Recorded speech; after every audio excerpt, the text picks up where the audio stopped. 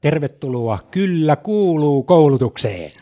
Aika lähellä se kyllä saa olla tuossa noin, että se kuuluu Tämä on kunnolla. mielenkiintoinen kyllä tämä sun teoria siinä mielessä, että Sitten kuin ihmeen kaupalla se etsiytyy oikeaan paikkaan. Voi tehdä jopa yleisökysymyksen, miltä se tuntuu. Hyvältä tuntuu. Teidän ei koskaan tarvitse enää pelätä käsimikrofonia, vaan otatte sen käyttöön. Tavallaan, mutta mikrofonilla pystyy sitten tekemään kaikkea tällaista, niin kuin siinä voi, jos haluaa niin kuin jotenkin varjoida sitä esitystä. Tällaista mä en ole kyllä rehellisesti nähnyt. Missä? Mahtavaa. Kyllä paranee. Aika mukava olo on kyllä. Täytyy sanoa, että seuraavat esitykset tullaan vetämään kyllä käsimikillä. Siellä on yleisökysymys. no niin, kysymys täältä yleisöstä. No niin, siis tervetuloa tänne CXO-mentorin Kyllä kuuluu -tilaisuuteen. Mikä siinä kädessä nyt on vika? Se ei niin kuin taivu nyt. Tätä ilmeisesti kannata ajatella liikaa.